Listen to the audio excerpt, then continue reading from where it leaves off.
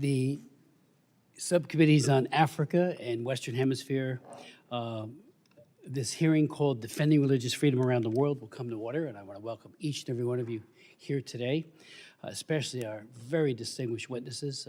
Thank them in advance for not only their testimony, but their extraordinary leadership. I do want to express my heartfelt congratulations and thanks to Ambassador Sam Brownback and Dr. Katrina Lantos Sweat, who are the co-chairs of the International Religious Freedom Summit, just concluded here in Washington for an extraordinarily powerful, comprehensive call to action for global religious liberty. With incisive commentary and analysis from a broad swath of faith leaders, we have all been challenged once again to do more to mitigate and hopefully end religious persecution. In the United States, I think, as we all know here, but many know it around the world, religious freedom is often called America's first freedom, since it's listed first in our Bill of Rights. The founders wrote, "Congress shall make no law respecting an establishment of religion or prohibiting the free exercise thereof. The Establishment Clause and the Free Exercise Clause protect the right of conscience of every American, that inviolable domain of the heart of every human being." And of course, religious freedom is not at all an American right alone. It's one that belongs to every human being on the face of the earth.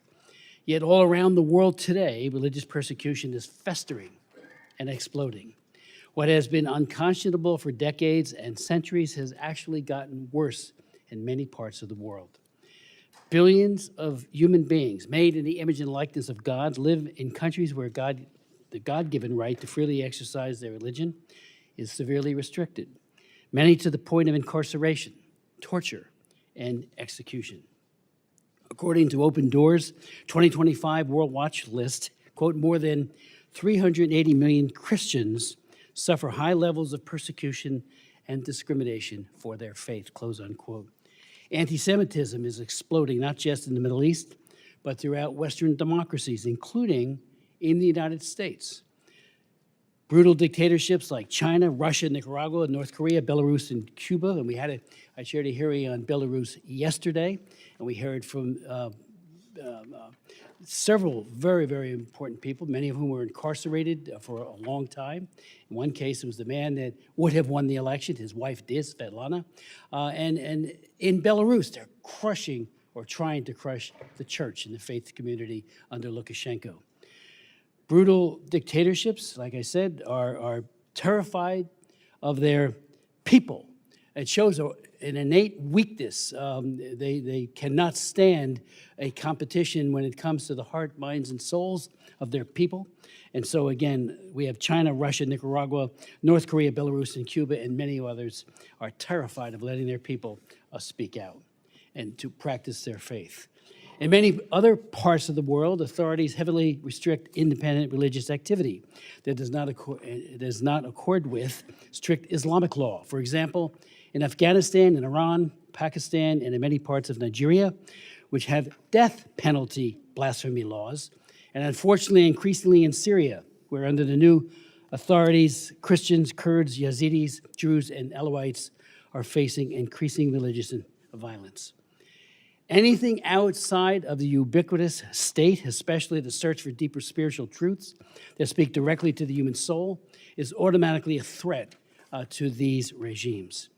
In China, and I do chair the China Commission, and I've been on that commission for years and worked on that for many, many years, as has Sam Brownback. People of all faiths are subjected to deplorable treatment by the Chinese Communist Party. As we speak, Uyghur Muslims in China are suffering genocide. Today, they are still brutally repressed. Many are shipped off to labor camps. I've asked them. They told me we have nothing to hide, they being the Chinese. The foreign minister put out a statement. So as chairman of the China Commission, I wrote him a letter immediately. I've been calling him ever since. I said, I want to lead a delegation to go to Xinjiang, to go to the camps. Crickets, nothing. They won't get back to us.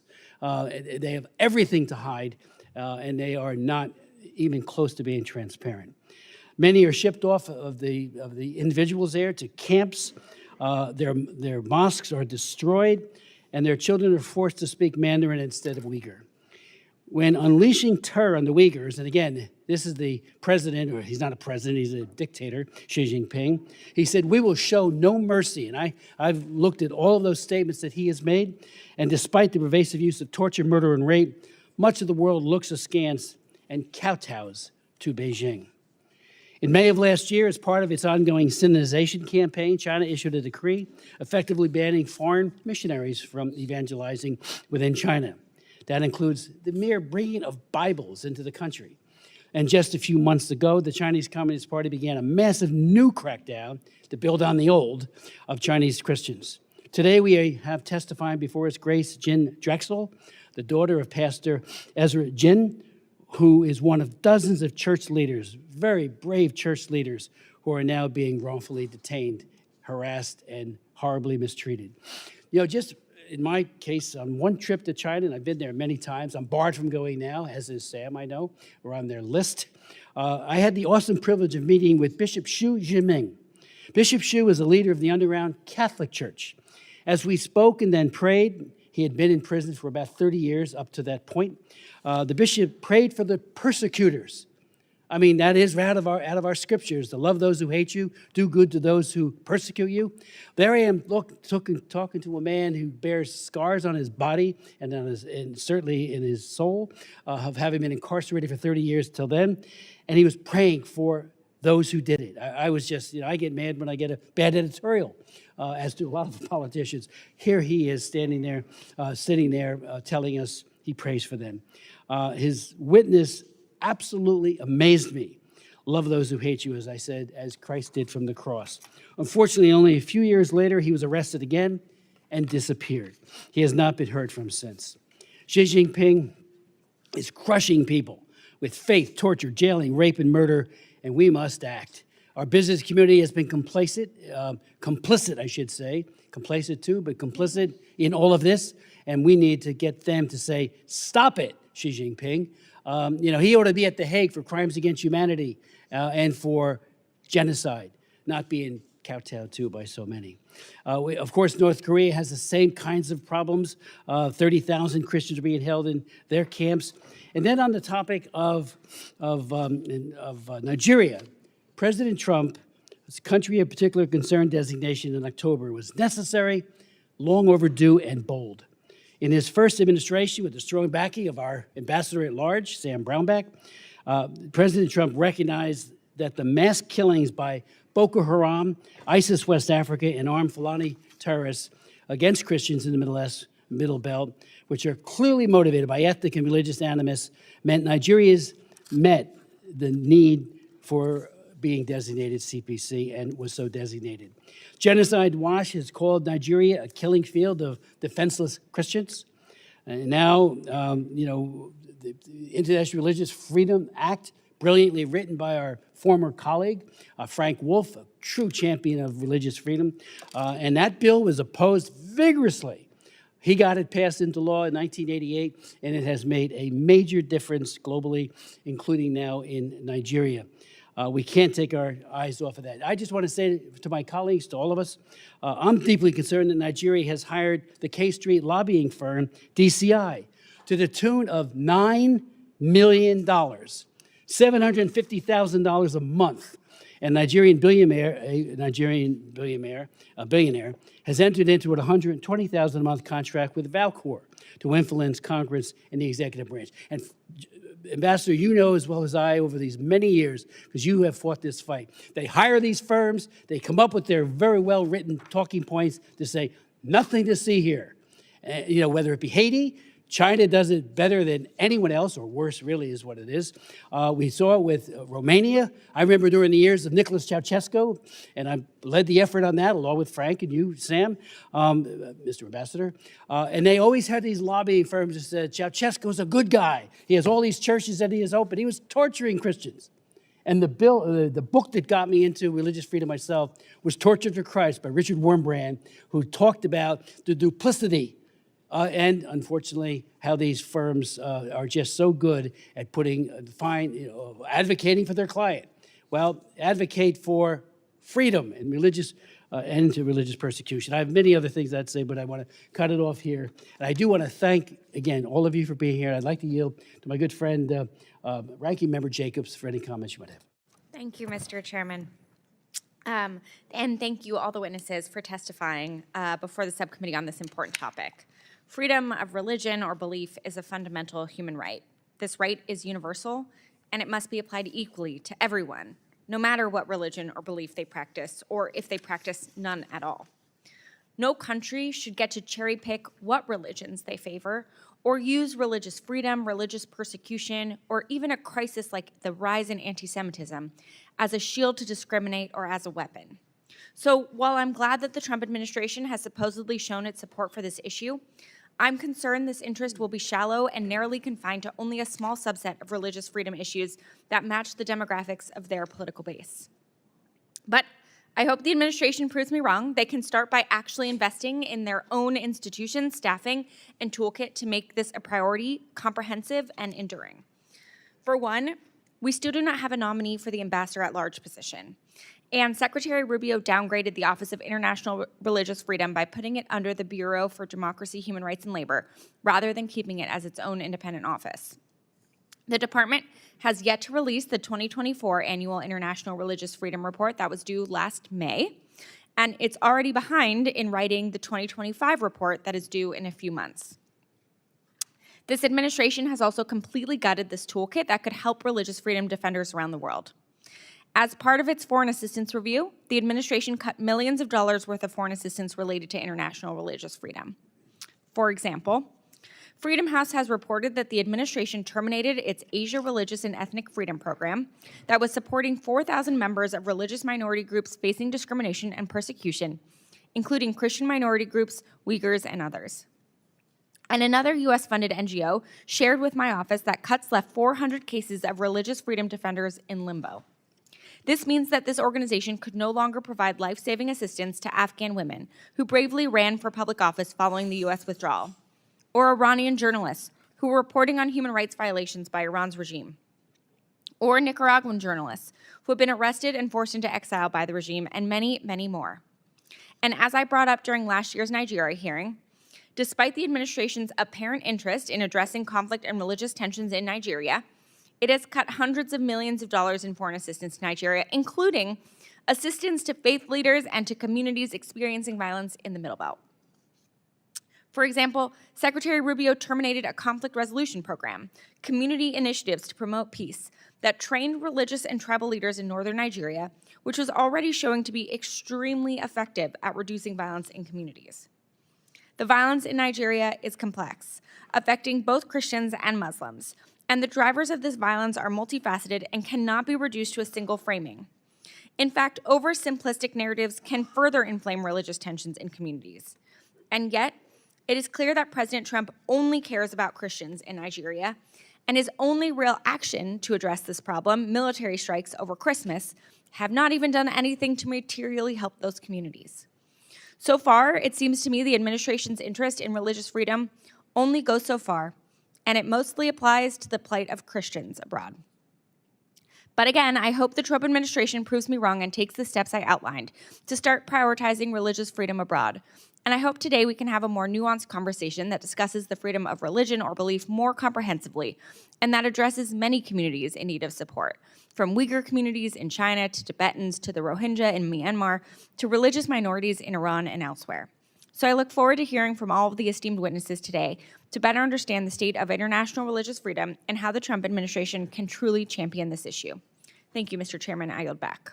Chair recognizes the co-chair of this hearing, and I want to thank Maria Salazar for her leadership. She has been an amazing human rights leader in the Western Hemisphere and for religious freedom, and I yield such time as you may consume. Thank you very much, and I do want to commend you for putting together this hearing and for the witnesses to coming to testify, and to you, Chris Smith, for being such a great champion of this topic that is so dear to us, religious people, and to the Western Hemisphere. As the chairman of the Western Hemisphere Subcommittee and within the House Foreign Affairs Committee, it's a pleasure to be here and to be talking about what's happening in our part of the world. And thank you once again. As you said, religious liberty is under attack around the world, and in the Western Hemisphere, there is a very clear example called Nicaragua. I know Nicaragua very well as a news correspondent working for Univision. I lived there, and I saw firsthand how the Nicaraguans, along with the Chileans, are the most Catholic people in the Western Hemisphere. I remember during one of the elections when Cardinal Obando y Bravo, who was like a rock star for the Nicaraguans, was able to indicate or to guide the people to how to vote when the Sandinistas were trying to steal the elections once again. But unfortunately, the Sandinistas, Daniel Ortega and Rosario Murillo, are back in power, and they are trying to substitute God for their regime. And this is what, and this is not an opinion, this is the empirical evidence. 260 religious figures have been expelled from just preaching or praying in public. 1,000 Catholic churches have been attacked, according to the Vatican.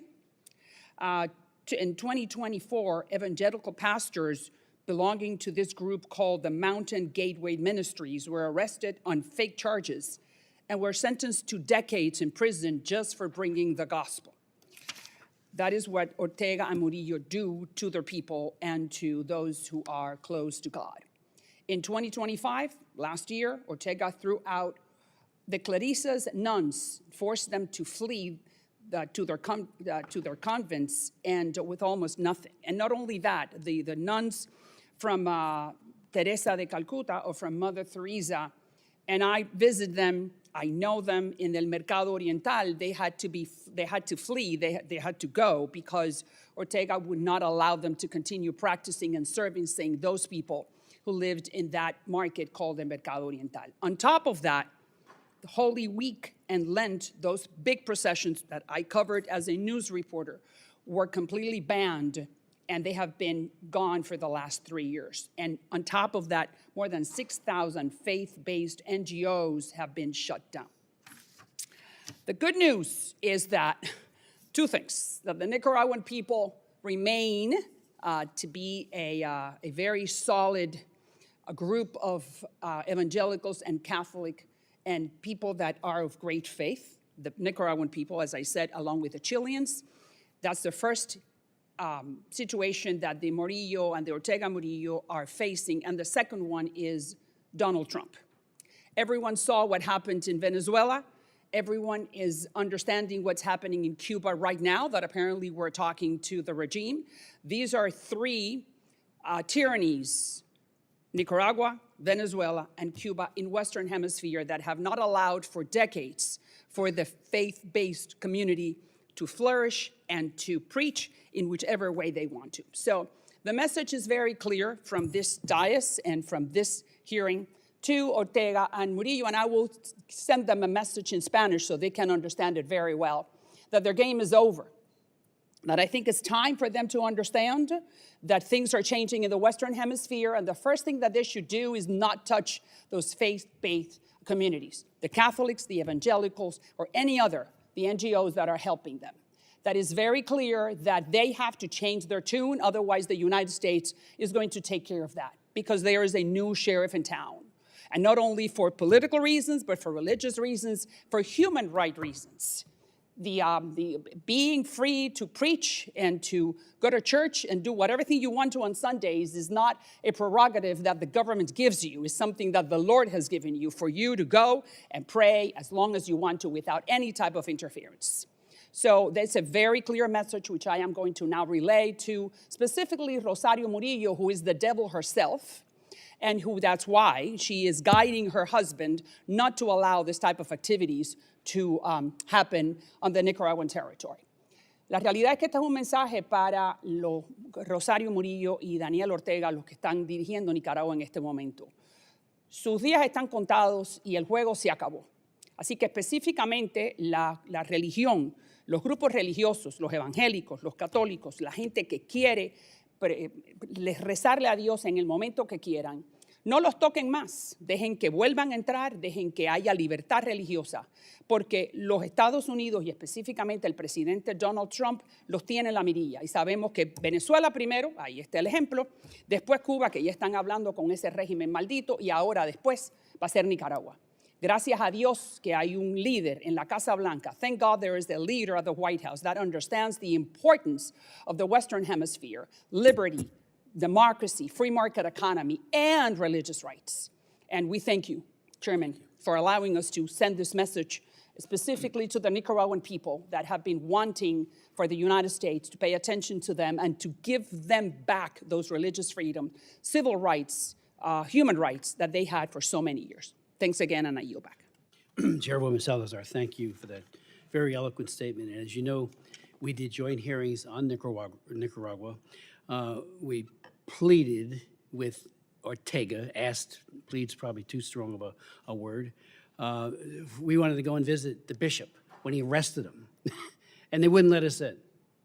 Where was he? I mean, and we did the same thing with the political figures who were all arrested. So he had no opposition, he being Daniel Ortega, during his election, which was a farce, if ever there was one. Mr. Castro. Thank you. And thank you to our witnesses for being here today to speak on such a critical issue, the defense of religious freedom around the world. Let me begin by reaffirming a foundational truth. Religious freedom is universal. It's not the domain of one faith, one region, or one political party.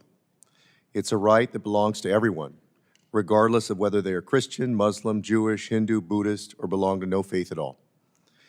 And U.S. foreign policy should reflect that principle clearly and consistently. Unfortunately, under this administration, we're seeing something very different. Unfortunately, the White House has increasingly pursued a narrow, exclusionary vision of religious liberty, one that prioritizes Christian concerns to the near total neglect of other persecuted groups. Last February, President Trump issued an executive order vowing to, quote, eradicate anti-Christian bias in foreign policy. Discrimination against Christians, where it exists, should certainly be something our foreign policy confronts. To do so when we ignore anti-Muslim violence or the repression of indigenous spiritual traditions is religious favoritism, not religious freedom. In April, the State Department ordered its diplomats to report any instances of anti-Christian bias. Are similar efforts being made on bias against practitioners of other faiths? The answer is no. At the same time, the State Department made a sweeping overhaul of its work on democracy, human rights, and labor, including explicitly integrating Western values into the mission of the department. When I asked them how they defined Western values, the administration defined it as based on Christianity and Christian theological concepts. This is clearly unconstitutional and in violation of the First Amendment to the Constitution of the United States. Meanwhile, persecuted minorities across the globe have been abandoned. The administration has deported members from religious minority communities in Iran back to a regime that imprisons and tortures people of faith. It has all but halted public advocacy for the Uyghur Muslims of Xinjiang, ignoring clear evidence of mass internment, forced sterilizations, and religious repression. And it has withdrawn U.S. support for accountability mechanisms for the genocide of the Rohingya, a Muslim minority in Burma, whose suffering has largely disappeared from the administration's vocabulary. Worse, the administration has revoked temporary protective status for Burma and stated that it's safe for persecuted Rohingya to be sent back to the country that has tried to exterminate them. This selective silence is not accidental. It reflects a deliberate shift in priorities, and it undermines both our credibility and our moral authority. It also is in stark contrast to how previous administrations, including the first Trump administration, approached the international religious freedom issue. And despite the rhetoric and prioritization of Christianity, the administration has prioritized other interests over protecting Christianity. How else do you explain the spectacle of tomahawk strikes in Nigeria in the name of protecting Christians while cutting assistance that would actually address discrimination against religious communities? Or the administration's dismissal of persistent challenges that Christian communities in Palestine face from Israeli settler violence and restrictions by the Israeli government. Christian churches in Israel and the Catholic Church in Gaza have been bombed. This hearing was initially intended to have a witness from the State Department, former U.S. Representative Mark Walker, who is now the principal advisor on global religious freedom. Instead, at the last minute, the department notified us that Mr. Walker would not testify. The Office of International Religious Freedom has a serious mission to integrate religious freedom into the United States foreign policy. However, increasingly, the administration has refused to send State Department witnesses, even for Republican chairwomen and chairmen.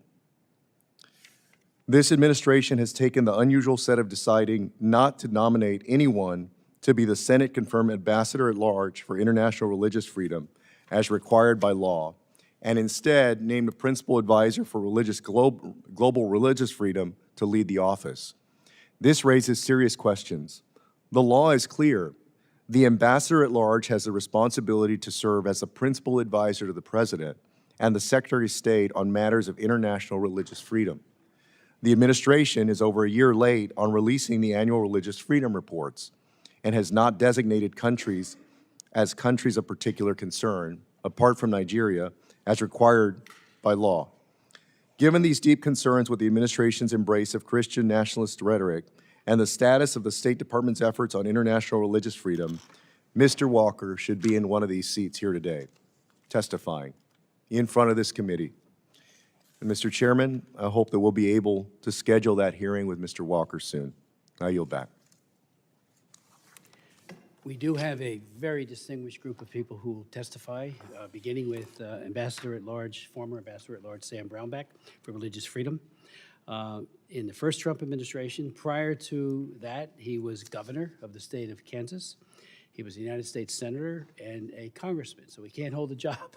He had all three, and he did a magnificent job in each and every one of them.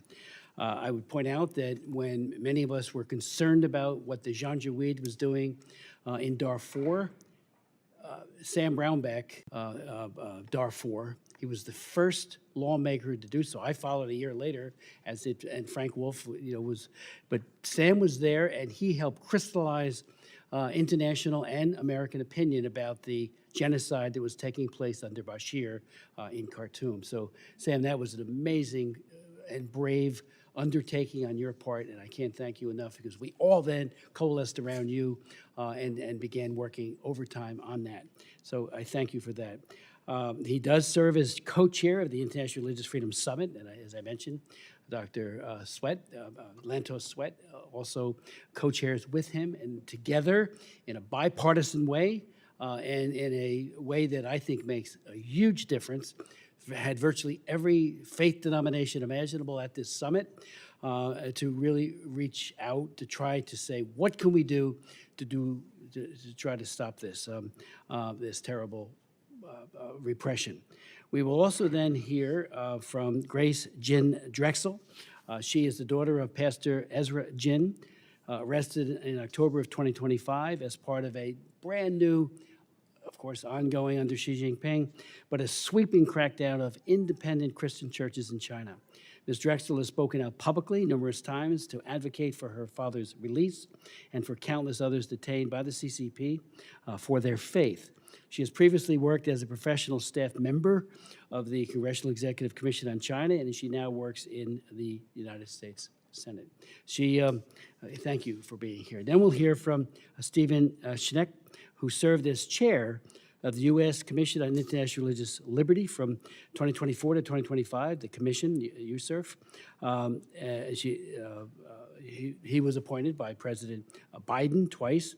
A political philosopher in training, Dr. Schneck served as a professor, department chair, and dean at the Catholic University of America for over 30 years, and received his doctorate at the University of Notre Dame. And again, the full vitae for each of our distinguished witnesses will be made a part of the record. But I yield to my good friend, and I can't thank him enough for the inspiration he has provided to all of us, Ambassador Brownback. Thank you very much, Mr. Chairman, Madam Chairman, ranking members. Just delighted to be here in front of you, and thank you for hosting this hearing. We just finished up a two-day Religious Freedom Summit where we had people from over 80 countries, every major and most minor religions there. It's all centered around one theme, religious freedom for everybody, everywhere, all the time. My co-chair is here, Dr. Lantos Sweat. It's just a fabulous individual personally, and then also a legacy of Tom Lantos's daughter, and she carries that fire on and just does a spectacular job. Mr. Chairman, members of the committee, we are seeing something unprecedented really right now in the world, and I've been in this work, in this space for some period of time. There's an alliance of nations that's emerged that see religious freedom as the greatest internal threat to their dictatorial control. This alliance of communist, authoritarian, totalitarian regimes will literally stop at nothing to control people of faith. They see people of faith as a threat. Often they will attack them first, and the people of faith are the ones that will be first attacked and the last ones left standing. This also represents an opportunity for us. If we will look at religious freedom not as some sort of side humanitarian issue or a human right, a boutique human right, but would see it as a major global security issue. This represents the best tool, I believe, that we have to go at these regimes and to attack them in return. And you just look at how much they spend on controlling their people of faith, it should tell you something that that's an area we should look in. Communist China will spend billions of dollars this year alone to suppress every faith that exists in that country. They'll suppress the Uyghur Muslims, they'll suppress the Tibetan Buddhists, they'll suppress the Christians, and they save their greatest anger and bile for the Falun Gong, domestically grown group. We should see them as our greatest ally. These are people behind enemy lines that will stand up to the regime, that will stand up to the oppressors, because they overcome their fear with their interior faith. They will fight, even if it means their life. And often it does mean their life. The amount of Christian killing around the world is at an all-time high for Christendom. And that can be repeated. I could repeat that statement for a number of faiths now. Why? Why now? Why is this so much at this point in time? But that the community of faith has become the target of this dark alliance that we're facing off against, and China's the puppet master behind all of it. They have developed and invested billions of dollars in creating the most sophisticated surveillance technology mankind has ever known by far. And then they freely share it with other dictatorial regimes that are willing to use the same tools. And we should be deeply concerned about those issues, because that equipment then we're going to face in multiple sets of countries, and they're going to use that to maintain the dictatorships, the authoritarians that are standing against us, that want to remove the United States leadership and the Western leadership. This is unprecedented. It is really unprecedented, and it's a dark hour. The U.S. and other freedom-loving nations must rise to this challenge that we're facing today. And this is obviously far beyond any sort of partisan interest. We heard people in various countries represent and talk about this at our summit the last 2 days, and I could give you 100 different examples of every faith community that you would want to hear about of this. In a quick survey of some in the world, you'll see Moscow. I mentioned China. You see Moscow is allied with Russian Orthodox Church leadership. I don't go with the Russian Orthodox membership, but the leadership working with it to persecute other faith traditions inside of Russia, and certainly in the occupied territories that they have of Ukraine. Vietnam is oppressing its Christian population and disfavored Buddhist communities, even though in a country like South Korea, we've seen out-of-favor Christian groups, and the leader of the Unification Church have recently been jailed by the government. Japan has some similar limitations. Iran's Shia clerical hierarchy is persecuting harshly and lethally all other faiths, especially targeting Baha'is, Christians, and Jews in Iran, and even attacking Muslims of other schools of thought. In Pakistan, we see the Ahmadi Muslims are often violently attacked, as are Christians attacked there. Nicaragua, the chairwoman has mentioned and knows it very clearly, kicking out Catholic and evangelical clerics. And in a move reminiscent of the old Soviet days and the former Cold War that we're entering a new war, you cannot bring a Bible into Nicaragua now. Well, I thought that tactic had been left 30 years ago, but it's back, and they brought it back in Nicaragua. The new administration in Syria is purging religious minorities, threatening and killing them. These groups must be allowed to maintain their own security forces, or I guarantee you today a genocide will happen in Syria like happened in Iraq to the Yazidis and Christians. And this is a particularly important moment for Syria, for us, to say that these minority communities must be allowed to protect themselves, because if they don't, you will get a genocide will happen in Syria of these minority communities. Burma has seen increased Christian persecution along with the ongoing Rohingya genocide in that country. Early warning signs of a Muslim on Christian war are brewing across Africa. This one's going to be a big one, ladies and gentlemen, if we don't get out ahead of this. It's starting in that Lake Chad region, but it will spread throughout that continent. Nigeria is now the deadliest place on the planet to be a Christian. At the same time, the Nigerian government is seeking and receiving support from countries I previously named: China, Russia, Turkey, and Saudi Arabia. I wonder why. In India, communal violence against Christian and Muslim communities is increasingly commonplace. Many other cases of persecution exist as well. North Korea has no religious freedom at all, none. The same is true of Eritrea and Afghanistan, where a number of people fled after the Taliban came back into power. Saudi Arabia continues to be the only country on the planet without a single church, an ally of ours. Religious persecution is actually a symptom of a closing world, a new iron curtain against faith, drawn not just against nations, but against conscience itself. Its antidote is religious freedom, a medicine we must insist upon before it's too late. Religious persecution is not an isolated human rights concern. It is a warning sign that freedom itself is under siege. When regimes crush faith, they are rehearsing the suppression of every other liberty that follows. History teaches us that appeasing these repressions does not bring stability. Instead, it invites greater aggression and deeper violence. We know this. On the other hand, religious freedom is a stabilizing force, a catalyst for civil society, and a foundation for lasting peace.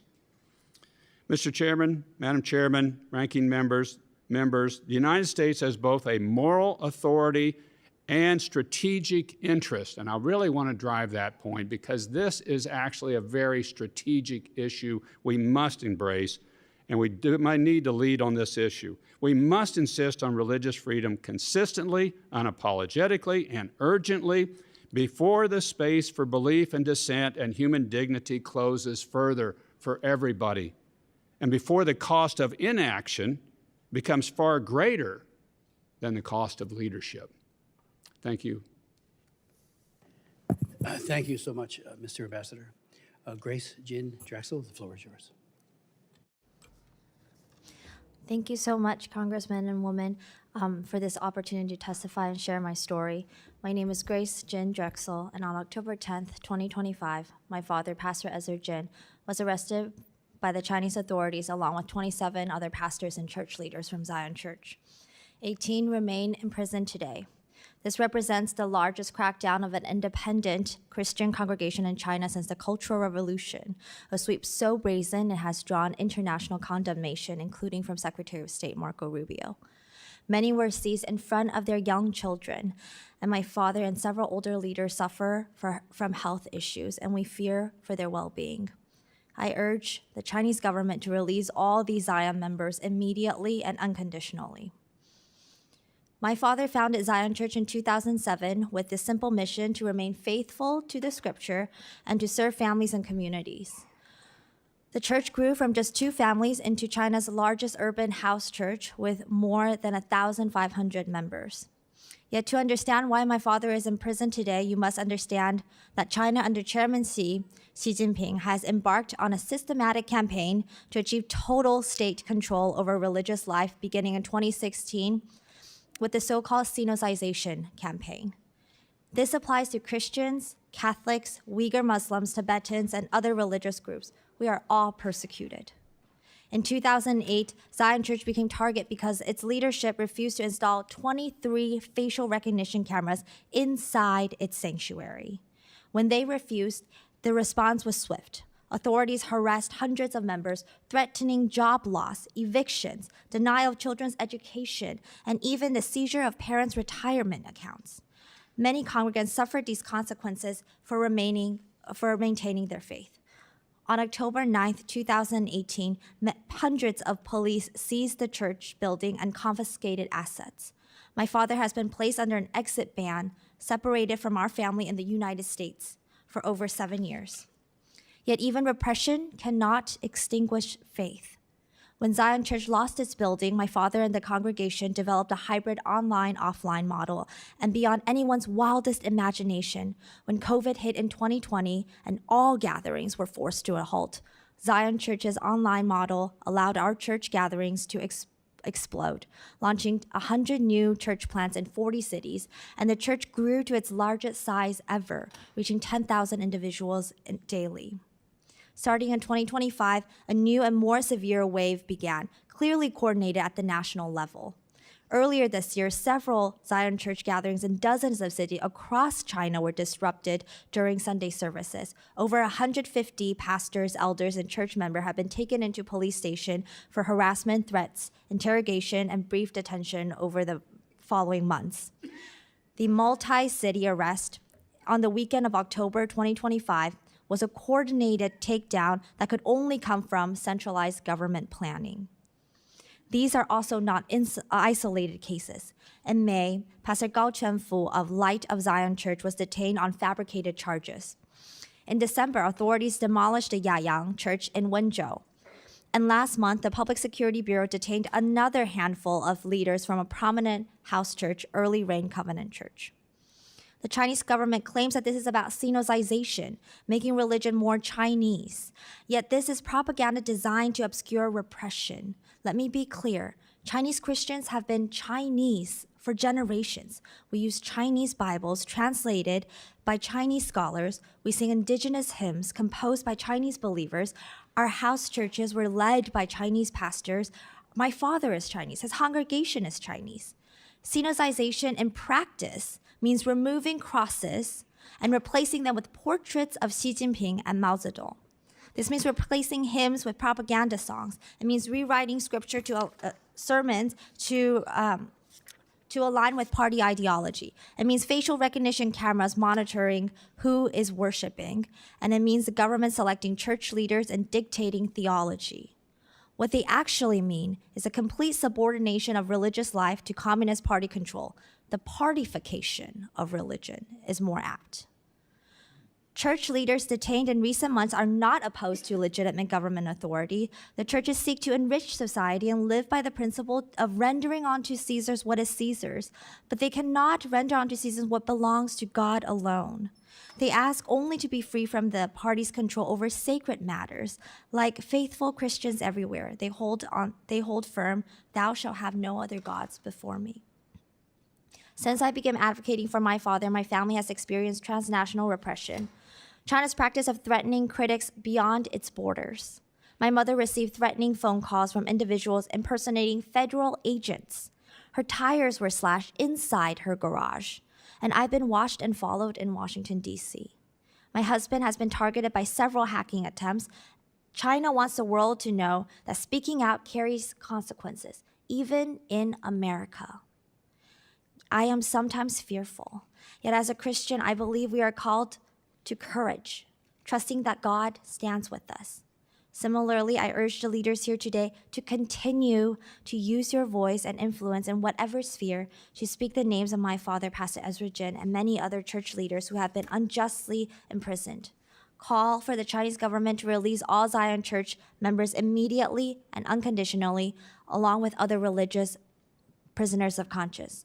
Do not accept China's trampling of this universal human rights with silence. If left unchecked, Beijing's wave of repression will reverberate around the world. What is happening in China is not merely a domestic matter, but a global threat to religious freedom and human dignity. Authoritarian leaders from around the world will only be emboldened by our silence. As a Christian, I also draw strength from knowing that my God is a good God, and despite not knowing why this is happening, I believe that these darkest moments will be used for a larger purpose. As my father wrote in prison, God has indeed used his power to uphold us. I believe God is also testing us during this time like refining silver, painful but full of love, and that God has not abandoned us. Thank you. Thank you so very, very much. And your father would be so proud as to how you so tenaciously advocate for his freedom and the freedom of all those who are unjustly detained. So thank you so much. Dr. Schneck? Thank you, Chairman Smith, Chairwoman Salazar, Ranking Member Jacobs, Ranking Member Castro, and distinguished members. It's a privilege to be here to testify on these important matters. Since my written testimony is extensive this morning, I will just make some critical points. Most importantly, as you just heard from Ambassador Brownback, we face an unprecedented global crisis for freedom of religion. Many millions of people around the world are being denied the freedom to practice their faith and are persecuted because of what they believe or what they don't believe. The crisis is inseparable from the retreat of liberal democracy and the global rise of authoritarianism. The crisis is also driven by the political weaponization of religion by religious nationalism. Likewise, it is associated with the erosion of the multinational world order based on human rights, international laws, international organizations that has been led by the United States and its allies since the end of the Second World War. And that erosion is a key factor in the increasing number of failed and failing states unable to protect the religious freedom of their citizens. Distinguished members, since 1998, the United States framework for protecting and promoting international religious freedom, international freedom of religion or belief has been the USCIRF Act. That bipartisan act, drafted amidst the triumph of liberal democracy and the multinational world order following the collapse of Soviet communism, reflects more than ever the vision that is today needed to promote and protect religious freedom around the world, holding up as it does the ideals of universal human rights, international law, and international cooperation. I worry, however, that the current administration may be looking for a different approach. Let me be specific about my worries. First, international religious freedom has been subordinated to a transactional foreign policy, which emphasizes bilateral deals and economic leverage over values-based diplomacy. Too often, we see governments with poor records on freedom of religion around the world, freedom of religion, facing limited pressure when they are viewed as strategic partners. Effectively protecting freedom of religion around the world depends on what was once called nation building. I believe nation building has few advocates currently. Second, as of this writing, the State Department has not yet released last year's 2024 USCIRF report, now nearly a year overdue. Ostensibly, the 2025 USCIRF report should be released in May, but will it? Moreover, the administration has not made its designations of countries of particular concern, special watch list, or entities of particular concern. And President Biden's 2023 designations have, of course, now lapsed. Let me note as well that 2 Republican seats on the U.S. Commission on International Religious Freedom have remained unfilled for more than a year. Third, at variance from the USCIRF Act, it appears the administration will not name an ambassador at large for international religious freedom. While I welcome the appointment of former Congressman Walker as principal advisor for global religious freedom. Without the title of ambassador, the authority of that office is unclear. Likewise, it is unclear at this time if a special advisor for international religious freedom on the National Security Council will be named, as is outlined in the USCIRF Act. Fourth, institutional support for advancing religious freedom has been uneven. While senior figures enthuse about international religious freedom in speeches, the issue has not consistently translated into coordinated action across the State Department, National Security Council, and foreign assistance agencies. Where religious freedom mechanisms do exist, they often lack sufficient authority, staffing, or integration into broader foreign policy decision-making. DOGE cuts decimated many important programs and staff supporting international religious freedom. Finally, the administration's approach has focused overmuch on religious freedom interests of particular religious constituencies, especially Christians. Although Christians face really unbelievable persecution in many regions, freedom of religion cannot be construed to mean only a subset of approved religions. International religious freedom, as defined in human rights law and treaties to which the United States is a signatory, is universal. Selective advocacy undermines both effectiveness and legitimacy. Distinguished members, the prescient vision of the framers of the USCIRF Act recognized the responsibility of the United States to lead the international community in promoting and protecting freedom of religion or belief. Today, that freedom is in crisis around the world. Millions are persecuted for what they believe or what faith they practice. Given the current crisis, the United States must rededicate itself to the vision of the USCIRF Act. Thank you. Thank you. Chair recognizes Chairwoman Salazar. Thank you to the three witnesses, and specifically to you, Madam Drexel. May the Lord help your dad while he is in jail and to endure whatever he's going through. May the Lord give him, strength, and you know how noble and laudable the fact that he is in jail because of his faith and his religious beliefs. So our prayers go out to him.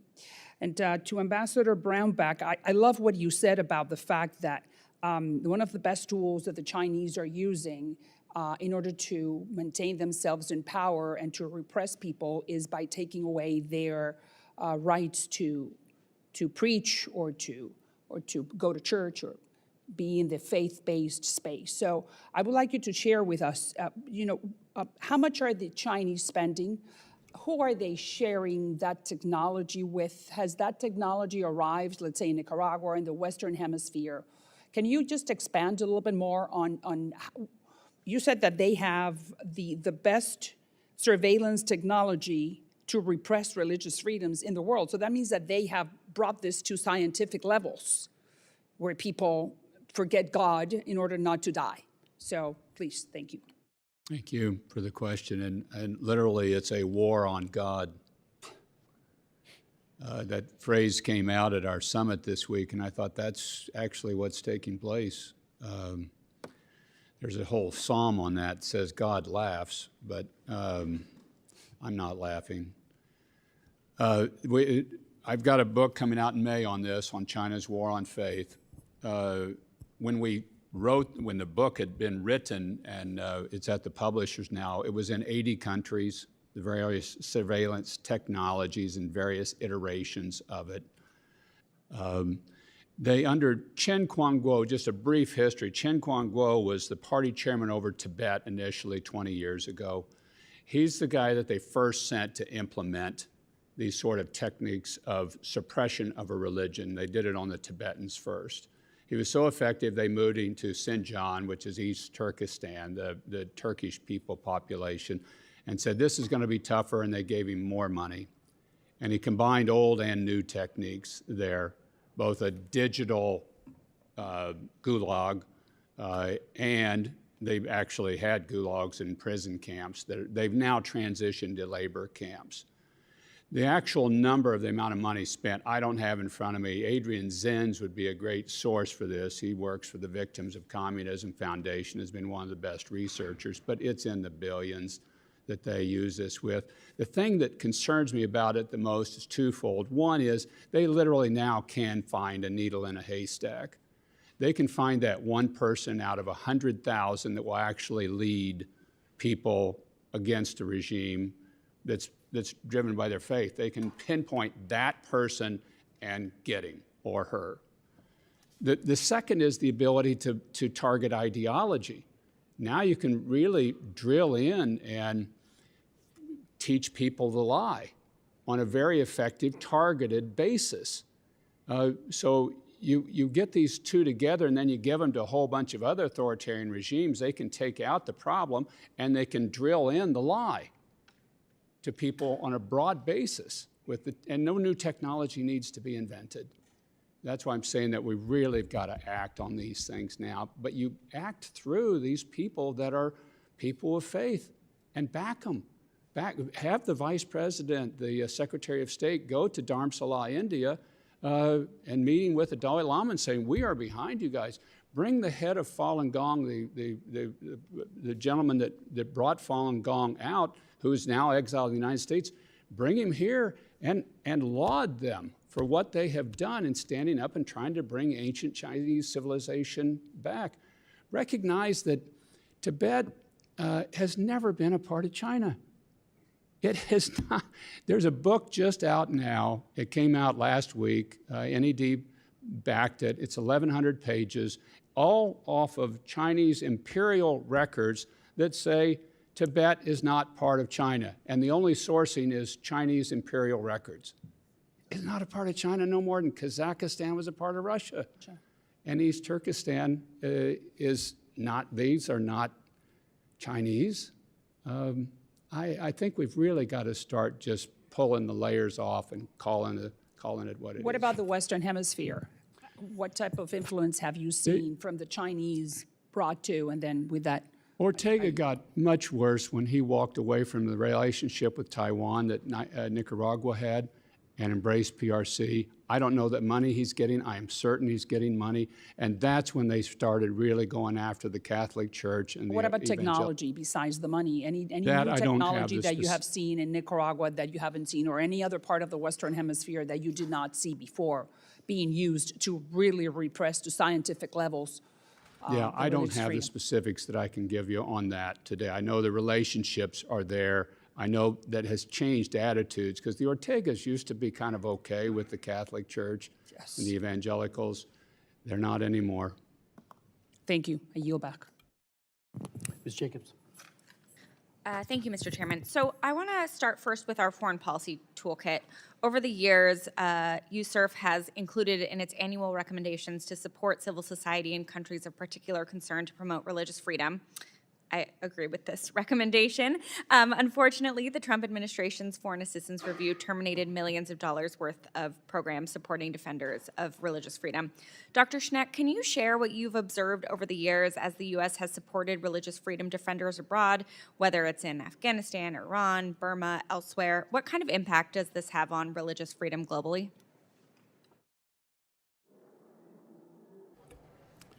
Thank you for the question, Congresswoman.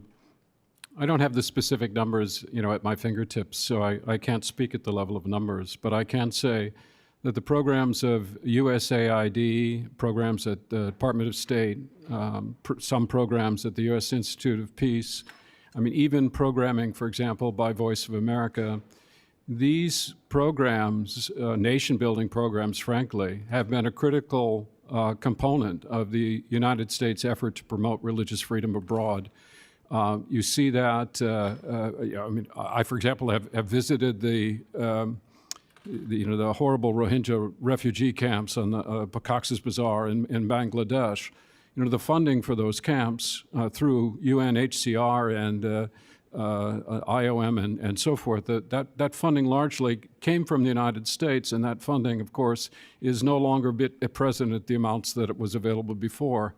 And if you look at these camps, these are situations, dire situations.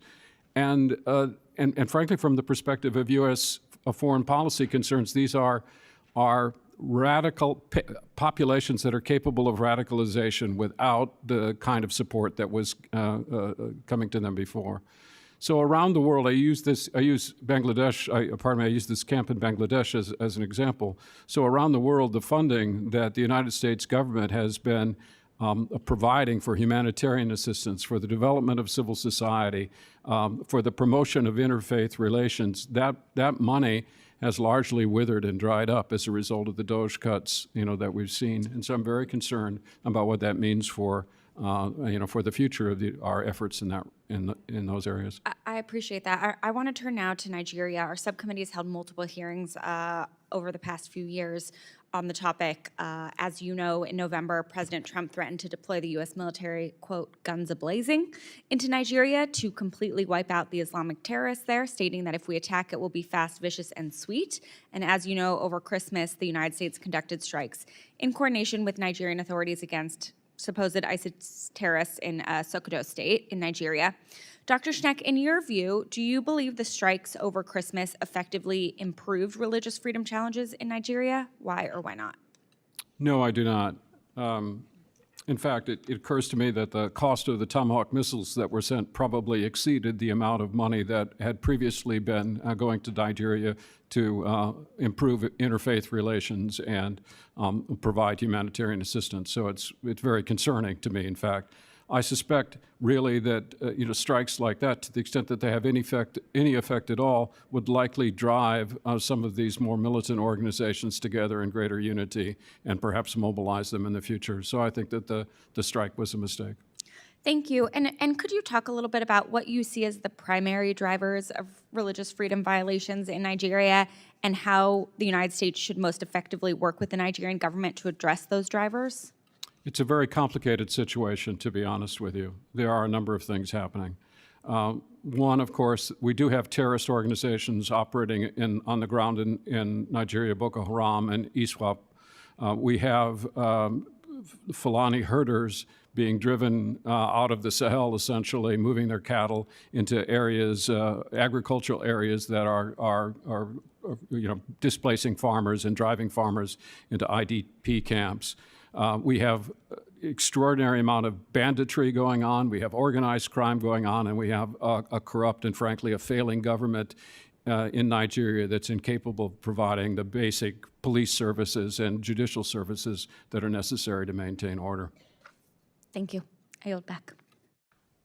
Let me just ask a couple of questions. My friend Mr. Castro talked about the fact that we do not have a ambassador at large, but Mark Walker was nominated in June of 2025. And we all know how frustrated we get with the United States Senate. They put holds on various nominees and as well as on bills and legislation. I am the one who wrote the law to create the special envoy for combating anti-Semitism, and the ambassador at large there, Yehuda Kaplan, he was held up and it was a bipartisan bill I did. He was nominated, and he sat over in the Senate for seemingly an eternity before he has been confirmed, so he's now on the job. So there is that problem of the Senate. I know, with all due respect, Sam, you served there, but one person could put a hold on it, and then that can have the capability of just stopping everything in its tracks. So, I think Congressman Walker would have been a great ambassador at large. I do hope that there's a replacement, for his nomination ASAP. I would also point out that, I was here in this room when we did the bill, the law, Frank Wolf's bill. I held all the hearings on it, right here in this room, occasionally in 2200, but mostly in this room. The Clinton administration was very much against it, but thank God he signed it. At the very, very end, it was like, some of his advisors, I'm sure, said, this is a good thing. And there have been good ambassadors. Of course, Sam Brownback, in my opinion, is one of the best that we've ever had. And, Rabbi Saperstein was also a tremendous ambassador. We had many hearings with him during the Obama years. But during the Obama years, we did not get, for several years, recommendations for CPC. And I would say it says you got to do it, Mr. President. And Rabbi Saperstein, I'm sure, he didn't want to cross his boss, but he was all in accord with that as well. That send up. So we are asking the administration to send up designations for CPC.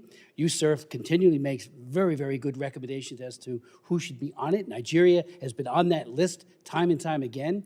It was ignored during the Biden administration. Matter of fact, they reversed what was done vis-a-vis Nigeria to take them off. And I asked our Secretary of State under the last administration, what's the criteria? We've got Christians who are being slaughtered.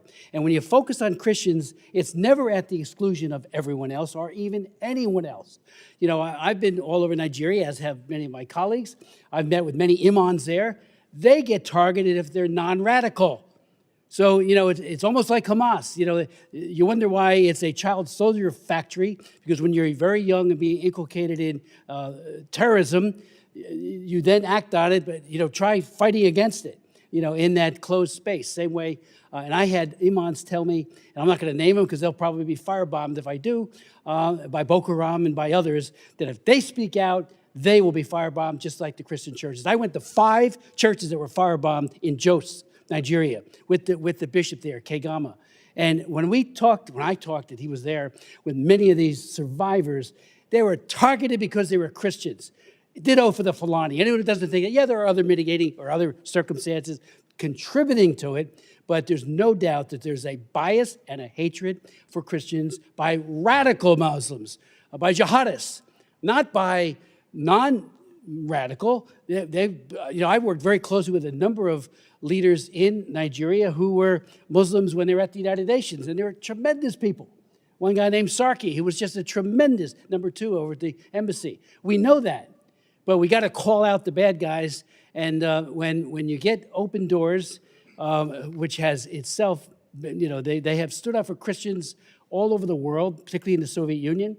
I remember working with its founder, who wrote, God's.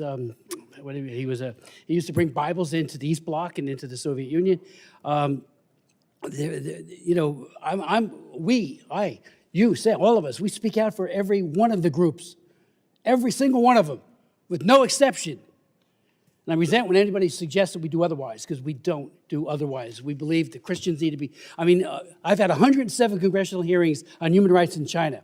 We've had them on Tibetan Buddhists. We've had them on the Falun Gong. I had the first resolution on the Falun Gong, because we all know, and it passed in the House, because they were being targeted by the Chinese dictatorship for elimination. But we can't leave out the Christians. And that's been part of the problem. They have been left behind for far too long. There was this was Rabbi Saperstein, a good friend, really a tremendous leader. He went to Vietnam, and there was a pastor, Pastor Chin, who was incarcerated from 2011 to 2017. Just a tremendous pastor. His wife met with Rabbi Saperstein. She was beaten to a pulp. Very serious consequences, and she had to sign something with the Vietnamese Communist Party, renouncing it and saying that her meeting was illegal. Rabbi Saperstein told us all about it. I'm trying to get Vietnam on the CPC list for years, 3 times. The Vietnam Human Rights Act, if passed, is my bill, totally bipartisan with my friends on the other side of the aisle, and always was blocked over in the U.S. Senate with a hold. But right in that, it calls for CPC designation for Vietnam. They are going, forced conversions, all the other things that they do there. I met with the top Buddhist in Saigon. I can't call it Ho Chi Minh City, in Saigon. He's under pagoda arrest. And we spent hours talking. And he said, if I walk out this door, meaning him, the venerable Taekwondo, the police that are right across the street will go in there and they'll punch him and they'll push him back in. We've constantly, as did you when you were ambassador, Dr. Schneck, we speak out for everybody. But we can't exclude the Christians who have been targeted very, very horrifically. So I do want and hope we get that list of CPC countries yesterday.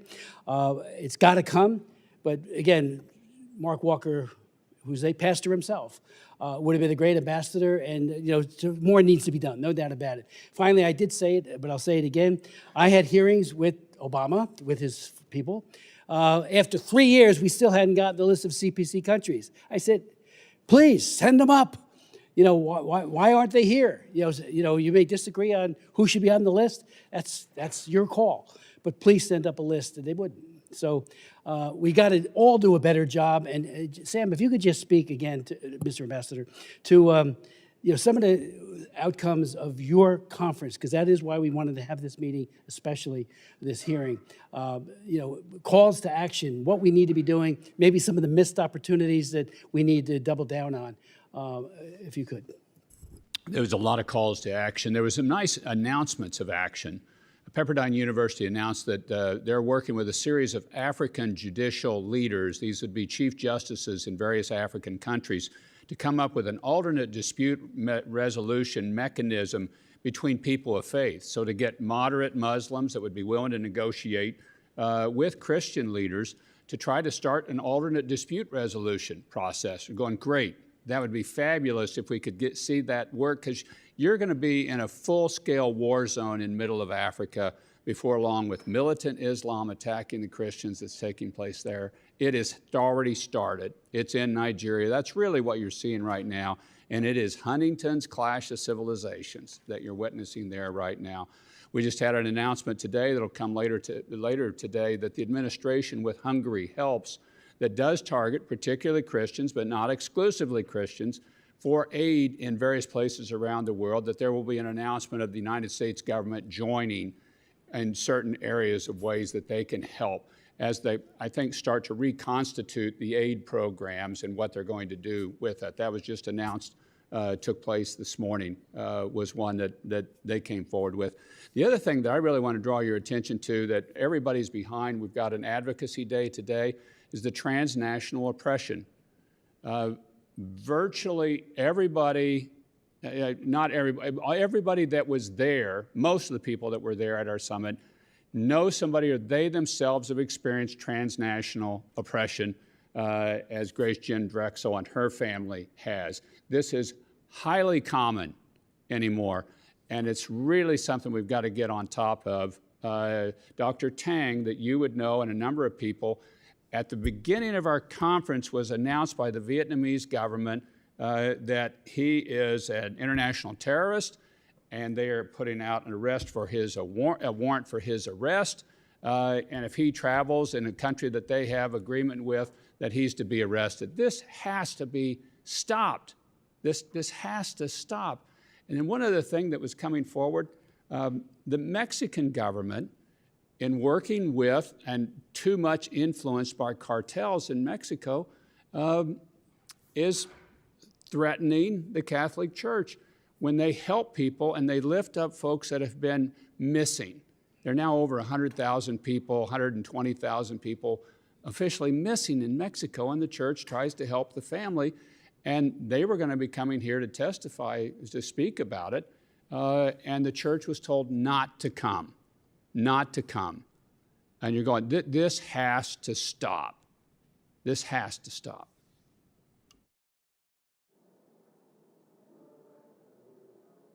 Mr. Castro. Ambassador Brownback, the International Religious Freedom Act requires the State Department to publish an annual report on international religious freedom. And I want to ask you, you used to lead the effort to compile and publish these reports. Can you walk us through how important they are and why they're essential? They are an essential report. It's the primary factual setting and basis for much of the world on religious persecution that's happening throughout the world. I believe the administration will get it out soon. It isn't unusual, Representative, for it to be late. That's a pretty common thing. It was due on March 1st. What's that? It was due on March 1st of 2025. I know, and we used to see it'd be late, 6 months, a year. I'm not excusing it. It needs to get out. I hope it will get out soon, and it's an important document. All right, thank you. Dr. Schneck, I had a question for you. For the last few years, I've been concerned by increasing pressure on the Christian community in Palestine, including in Jerusalem. Christian communities have been attacked by extremist settlers, often wearing the IDF uniform, or at least supported by IDF as they're committing these acts. Land controlled by churches in and around Jerusalem have been threatened by legal action. And as I mentioned earlier, the one Catholic church in Gaza has been bombed. And I've spoken with members of the Catholic, American Orthodox, and Greek Orthodox communities who tell me the situation has not improved. By no means are Christians facing this challenge alone, and this threat alone. Palestinian Muslims and others face similar challenges to their continued presence in Palestine and the continued practice of religion. So how should the United States approach this situation? It is a situation that doesn't get much discussion in Congress. In fact, some of the strongest voices for religious freedom are absolutely silent on this issue. And do you believe that U.S. Ambassador to Israel, Mike Huckabee, is doing enough? Well, thank you for the easy question, Congressman. It's just recently the Christian patriarchs of Jerusalem, in fact, issued an extraordinary statement indicating their great concern about the situation, facing Christians, particularly in the Jerusalem area and areas in which settlers have a significant presence. So I'm, of course, very familiar with the situation as it relates to the Christians there, and I know, like all of us, about I think it was the shelling of the Christian church the Catholic Church in Gaza during the IDF's operations in that area. I do think that it's complicated to talk with an important ally like Israel about the situation where we find Israel itself not being sufficiently active in protecting the rights of minority religions within its territory. But if we can't talk to our allies, if we can't make policies to deal with our allies, then how can we say that we're speaking truth to all of the other powers around the world? I think among friends, these conversations need to be had and need to be serious, and we need to make a statement. As for Ambassador Huckabee, I don't know enough specifics about his actions to say. Sure. No, and I appreciate that. And we have made efforts over the years to combat anti-Christianity around the world, anti-Semitism, as we should, around the world. But this discussion, particularly around Israel and Gaza and the West Bank and so forth, continues to be a third-rail issue in the American Congress to the detriment of many who are suffering. I think that we should be able to speak about religious freedom around the world, including in Israel and every other nation. So with that, I yield back, Chairman. Mr. Shreve? Thank you, Mr. Chairman, and I appreciate the expertise and the time from our witnesses. I am a new member this term from Indiana. Other freshman members to either side of me. I am not an expert in this area. I haven't applied my career in this space as many of you have and as some of my colleagues behind me do. I represent a district in the middle of Indiana that extends into a number of rural counties, ag counties, but people would be surprised to learn that in my home county, I've got 35,000 Burmese Chin neighbors, many of whom left Burma in the 70s, persecuted Christians, mostly Baptists, that cannot go home and that very much remain threatened. And these are neighbors in my backyard. We think of them as citizens, neighbors, friends, but they're refugees in that they are disconnected from their families, and those families remain prosecuted. Burma is on the CPC list, and it has been for a very long time. As a new member, I had the opportunity to go to Nigeria 6 weeks ago. Representative Jacobs and Representative Huizenga, who were with us earlier, were on that trip. Edifying for me, sobering in the sense, in part, that 36 hours after we left, missiles came into the country. I met Nigeria's president, Christian. His wife, the First Lady, is on the Hill today. So, you know, it's a diverse country. Was on the CPC list in the first Trump administration, off in the Biden administration, I believe, Dr. Schneck, back on again. My very candid, not leading question for any of you is, as I look at the way that the CPC designation works, or moreover doesn't seem to me to work, if I look at the very long-term challenge with folks in Burma, as I see that designation added, removed, added again this past October in Nigeria, what's the appropriate potential escalation tool that our government can use, bring to bear with countries that clearly don't respect religious freedoms from within? Let me thank you for raising the Burmese situation, because I think this is one that's underviewed and needs to really be addressed a lot more. And the Burmese are being attacked, and now they're not only being attacked by the military junta, they're being bombed by Chinese planes as China pushes its way into the Indian Ocean. So this is now a strategic issue. I think it's fine. We should use CPC. We need to put that out. But until you put some bite into it, until you get a hold of the money or you use weaponry or something, most of these dictators, they just gonna thumb their nose at you. So you really have got to go at them, use Magnitsky sanctions against the individuals. You need to use targeted sanctions against the government, ones that hurt the areas that the government controls and not others.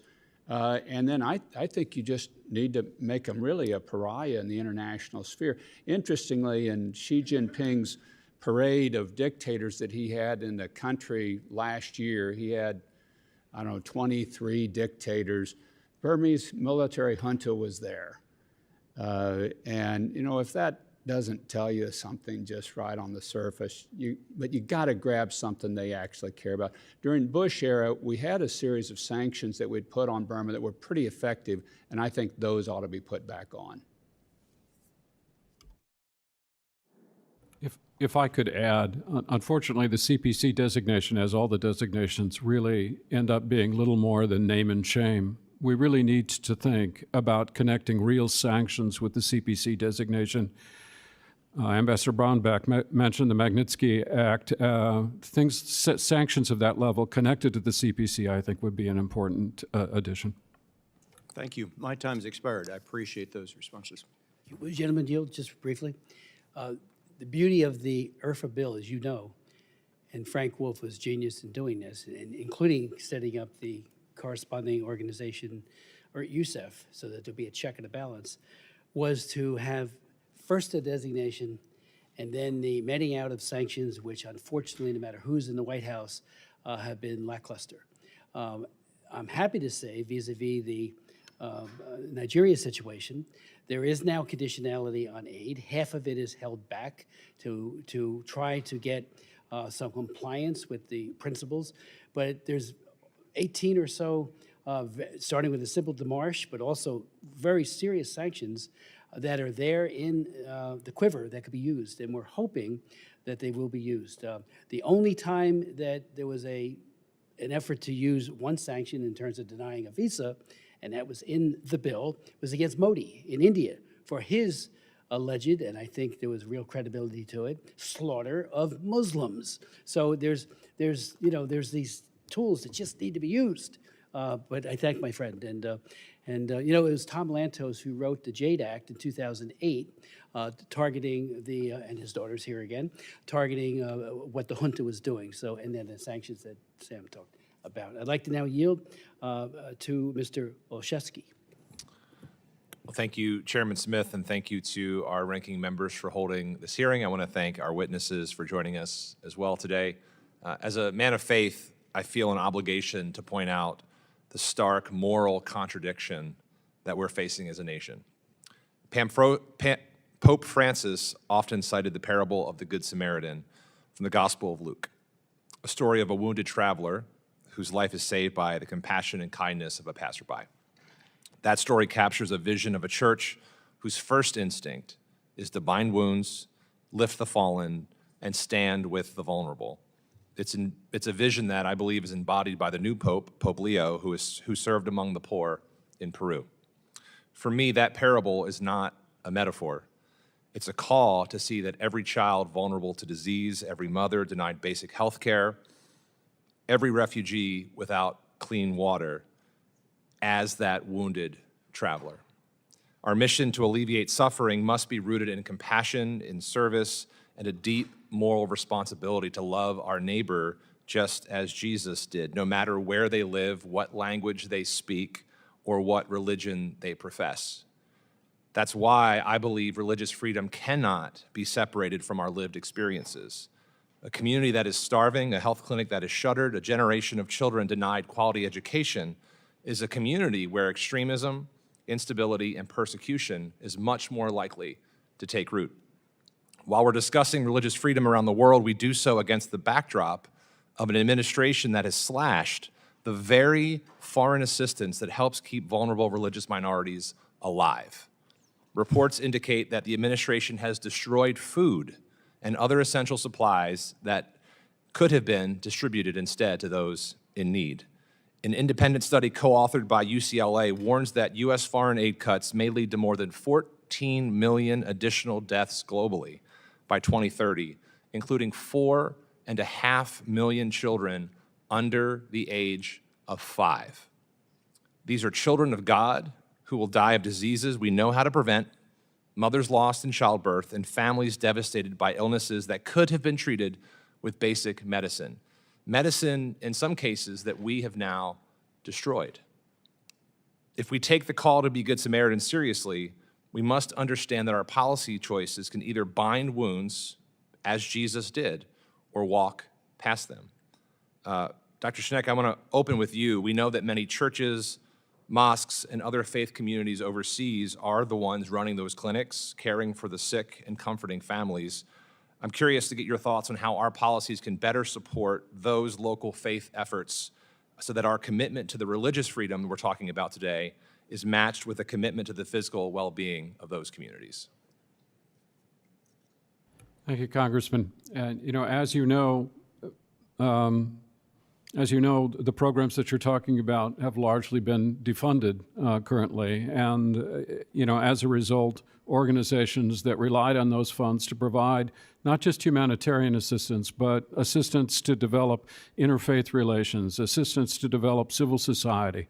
Those things, those cuts, I think, are potentially devastating for the protection of religious freedom around the world. And I think in my own faith, as a Roman Catholic, I very supportive of an organization called Catholic Relief Services, which provided humanitarian assistance around the world, not just to Roman Catholics, not just to Christians, but to people of all faith. A good number of their programs have been significantly underfunded now because of the cuts that the federal government has made in cooperation with Catholic Relief Services.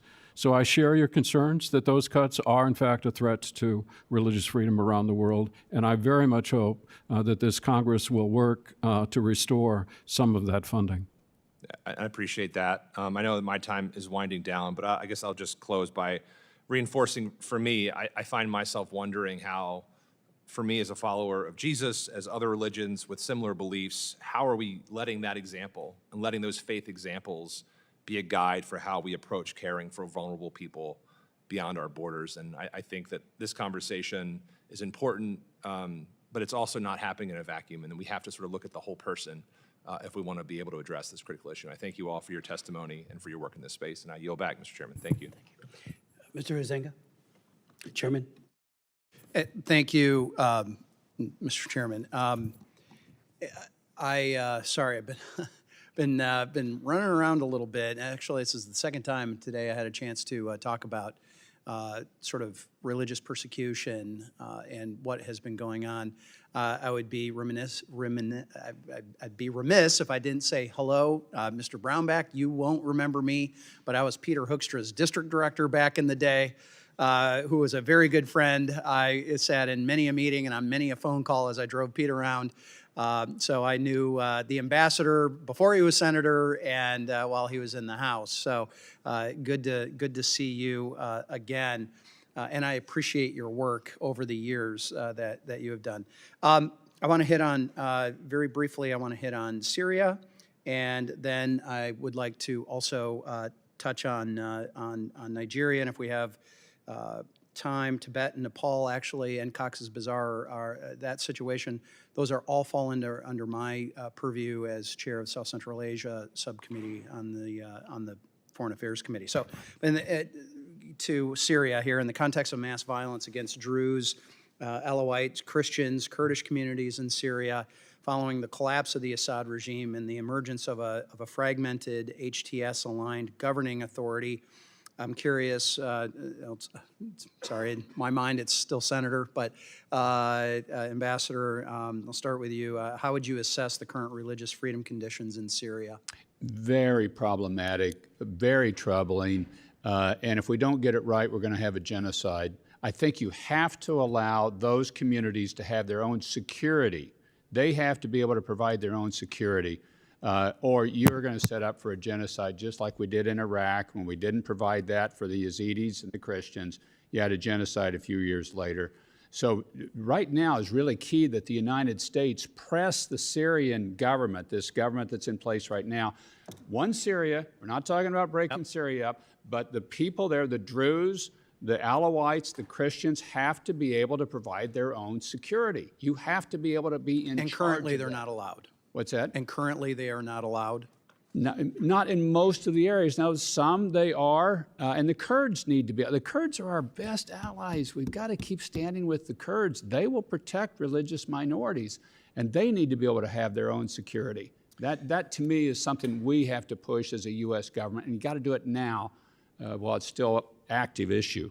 Many of us struggled a bit, quite honestly, with the repeal of the 2019 Syria Civilian Protection Act. I did vote yes, with the proviso that we would be doing robust oversight. And fortunately, our full committee is going to be taking a closer look at the post-Assad Syria in a hearing next week.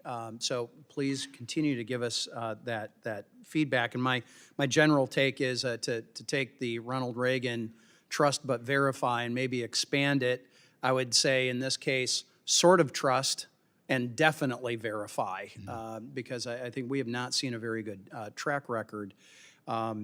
So Nigeria, I want to speak briefly, and I happen to lead the delegation that was there December 19 through the 22nd. I wouldn't recommend trying to get to Nigeria over the weekend, but we did it. But we had to because of what was going on. And I'm curious, what measures have you seen the government of Nigeria take to address religiously motivated violence against Christians, especially in the Middle Belt? I may have a little different view of that strike than my colleague who was on the trip as well, and I appreciated her input and her time with that.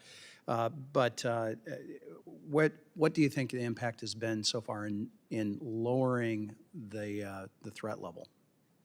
I really appreciate the attack in that it got Nigeria back on the agenda. The Christians have been getting killed now for years. It definitely got their attention. So you finally got their attention. I do not trust this Nigerian government.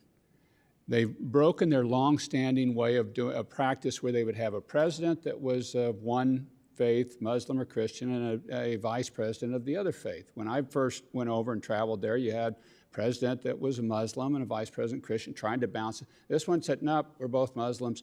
and they're behind the Fulani. Now, they will say no. President Tinubu is Fulani, or I'm sorry, Rabadu, the head of the NSA, is Fulani. I don't believe Tinubu is Fulani. I not only trust but verify, but you've got to now go at putting systems in place to where the Christians are going to be able to be protected themselves, or the states can provide that protection instead of the federal entity. Again, it becomes back that fundamental security issue. And this government has not given us any reason to, the Nigerian government, to trust them. My time has expired. I appreciate this. I was hoping to get to Tibet and Nepal, and Dr. Schneck had mentioned Cox's Bazar. But I appreciate your work, and Ms. Drexel, please send our regards to your father and all those that are under the thumb of the CCP and their efforts to quash those of religious belief. So with that, Mr. Chairman, I yield back. Thank you. Chairman Smith has actually gone to meet with the President of Congo, and in his stead has given me the honor of chairing the committee. So I thank him for that. I'll now recognize myself for 5 minutes. I believe the greatest threat to religious freedom in the world is the rise of mainstream Islam. And I call it mainstream Islam because I think calling it radical Islam is an attempt to minimize the threat that it exists. The radical Muslims are the ones who don't want to kill us. They do exist. Not all Muslims are bad, but I think that we use that to minimize the threat. And I believe it's the largest threat because it is religiously motivated. When China or Russia or other countries persecute religions, they're doing it in the pursuit of political power. When they no longer believe it is good for them to get political power, they will stop. Whereas the rise of mainstream Islam is based on religion. It is a belief that is deeply held and is why we have to fight it. So and by the way, we see this threat in the United States. The leading civil rights organization for mainstream Muslims in the United States, the Council on American Islamic Relations, argued in the state of Texas that 3 Muslim children had the right to attempt to destroy a Christian church because they were practicing their First Amendment rights. That is how they tried to get them out of being criminally prosecuted. So I find it very troubling when there ends up being a focus on Israel, a country that I would note where the Christian population has risen dramatically since the creation of the State of Israel. Whereas if you look at a place like Bethlehem, where Jesus was born, the Christian population has dropped from 85% to under 10%. It is not because Christians did not want to live near the birthplace of Jesus. It was because they no longer felt safe to be there. So I have a question for Ambassador Brownback, if you don't mind. I introduced a bill, the Peace Act, which passed unanimously out of the Foreign Affairs Committee, that directs the State Department to coordinate with our allies to protect the rights of Jews in Europe to practice their faith, a place where we have seen dramatic increases in anti-Semitism, again, as we've seen the rise of mainstream Islam come to Europe. Muslim terrorists are openly targeting people because they are, quote, visibly Jewish. Are you confident in our European allies protecting religious freedom? They seem to be interested in potentially legalizing cousin marriage or banning New Year's Eve because that might offend certain religions. But are you confident in our European allies protecting other religions? Because what's happening in Europe is certainly very concerning to me. It's very concerning to me as well.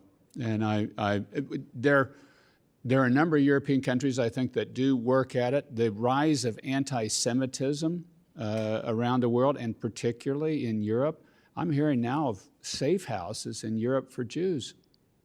That was stunning to me when I started to hear that police, in some cases, telling Jewish congregations, we can't guarantee your protection here. I don't think near enough is being done, but it also, to me, pales somewhat in comparison to what I see taking place in Africa, where you've got just a war that now is breaking out in that middle belt of Africa between Islam and generally attacking Christianity in that region. And I don't think near enough is being done across the world. But I work with a number of European countries. I don't want to be particularly caustic towards them because it's kind of hard to find allies in this space that will do something. And there are a number of European governments that will work on religious freedom issues, and they'll work on them globally, and they'll work on them with us. So I'm happy to have the work. I wish they would do more. Thank you. And to change topics, I mean, obviously I worry about religious freedom of Jews being one, but I'm obviously very concerned about the religious freedom of Christians, particularly in China, where it is largely driven by governmental and governmental power.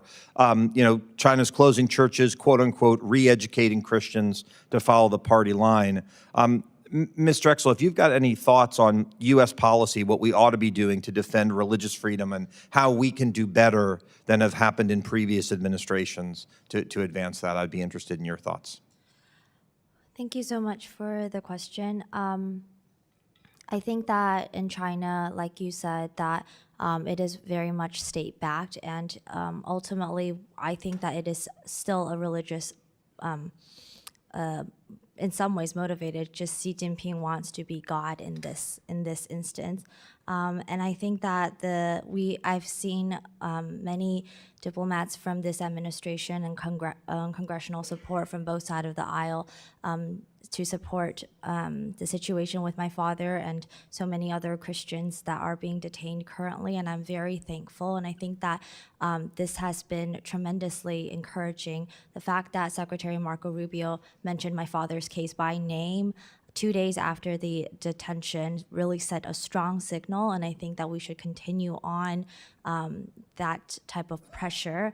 I know that President Trump is going to meet with Xi Jinping and coming in a few times this year, and if we can continue to rise the heat and the conversations to be had at a higher level, maybe potentially even at the presidential level, that would send an even stronger signal to the situation in China. Thank you. My time having expired, I want to thank the witnesses for their valuable testimony today and the members for their questions. The members of the subcommittee may have some additional questions for the witnesses, and we will ask you to respond to these in writing. Pursuant to committee rules, all members may have 5 days to submit statements, questions, and extraneous material for the record, subject to the length limitations. Without objection, the committee stands adjourned.